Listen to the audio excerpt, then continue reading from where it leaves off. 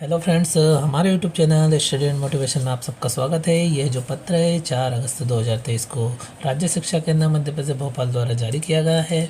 और फ्रेंड्स, इसके विषय में आप देख सकते हैं कि सतत व्यापक मूल्यांकन सत्र 2023-24 हेतु कार्यकारी निर्देश प्रदान किए गए। इसमें समस्त जानकारी दी गई है कि किस प्रकार से मासिक टेस्ट होना है, किस प्रकार से अर्धवार्षिक परीक्षा और वार्षिक परीक्षा, इन सब का पैटर्न क्या होने वाला है, पूरी जानकारी दी गई है।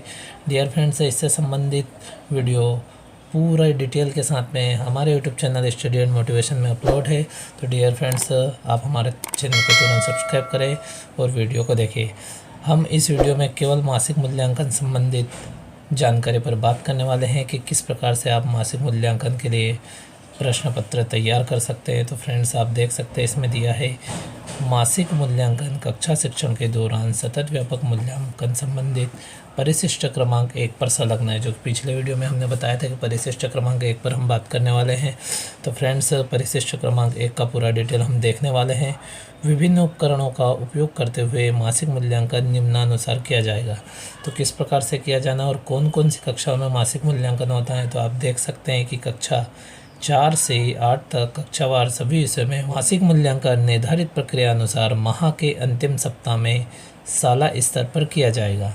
तो फ्रेंड्स, आप देख सकते हैं। और ये जो इसमें अगला बिंदु है, इसमें दिया है मासिक मूल्यांकन हेतु कक्षावार प्रत्येक विषय के लिए निर्धारित मासिक पाठ्यक्रम अनुसार 10-10 नंबर का लर्निंग आउटकम्स आधारित गुणवत्ता युक्त प्रश्न पत्र ब्लूप्रिंट जो संलग्न है, जिस पे हम बात करने वाले हैं, बनाया जाए। मतलब ब्लूप्रिंट के आधार पर प्रश्न पत्र तैयार किया जाएगा।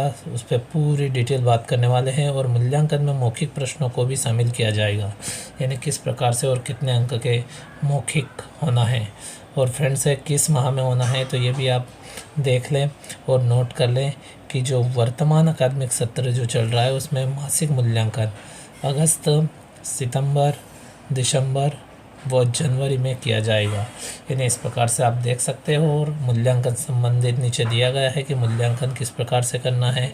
तो उत्तर पुस्तिका की जांच करते समय बच्चे की कॉपी पर केवल राइट का निशान लगाकर हस्ताक्षर ही ना किए जाए, बल्कि बच्चे की जो गलती है उसमें सुधार किया जाए और उसे फीडबैक देकर पुनः अभ्यास कराया जाए।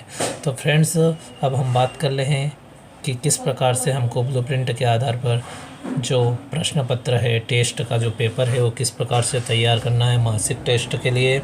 ये आप देख सकते हैं परिशिष्ट क्रमांक 1 जिस पे हम बात करने वाले थे। आप देख सकते हैं मासिक मूल्यांकन प्रश्न पत्र का ब्लूप्रिंट प्रारूप और किस प्रकार का प्रारूप होगा। और ये सत्र 2023-24 के लिए है। आप देख सकते हैं कक्षा यहाँ पे दी गई है कक्षा 4 और 5 के लिए। पहले हम कक्षा 4 और 5 में किस प्रकार से प्रश्न पत्र तैयार होगा टेस्ट का, वो देख सकते हैं। तो आप देख सकते हैं प्रश्न के प्रकार इसमें दिए गए, यहाँ प्रश्नों की संख्या दी गई है और प्रति प्रश्न अंक दिए गए हैं और लिखित अंक भी दिए गए। तो फ्रेंड्स, पहले नंबर पे हम बात करने हैं वस्तुनिष्ठ, जो वो बहुविकल्पिक प्रश्न होंगे, वस्तुनिष्ठ प्रश्न होंगे, उनकी संख्या 4 होगी।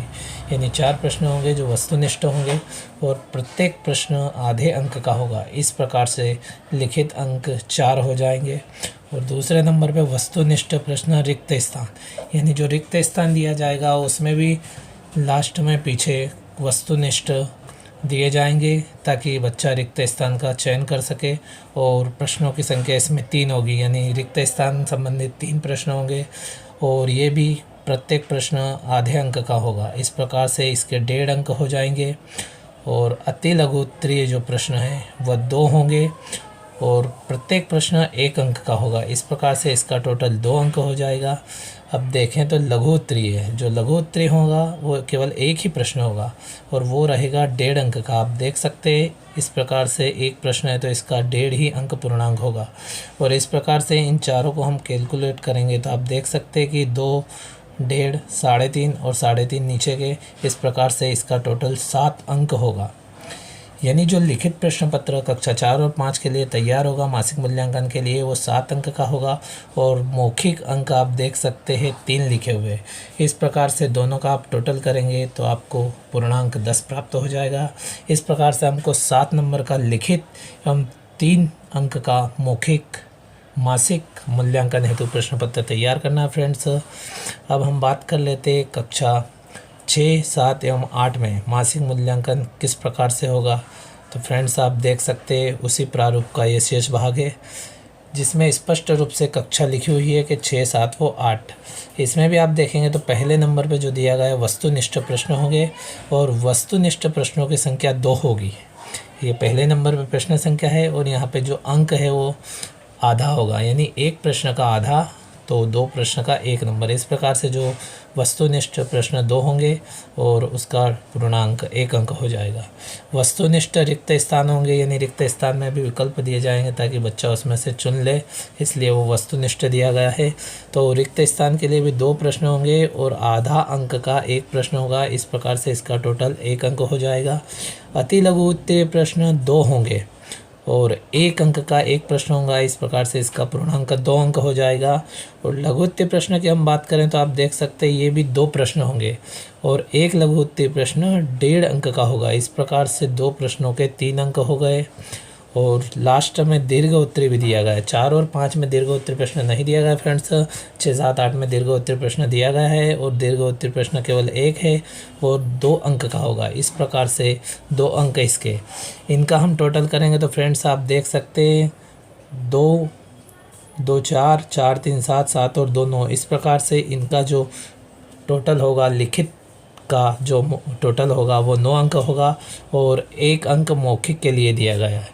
इस प्रकार से कुल मिला के 10 अंक का मिडिल का भी मासिक टेस्ट का प्रश्न पत्र तैयार होगा। फ्रेंड्स आप नोट में देख सकते हैं, इसमें दिया गया है कि प्रश्न पत्र में माहवार पाठ्यक्रम के आधार पर प्रत्येक पाठ अध्याय के प्रश्न सम्मिलित किए जाएं।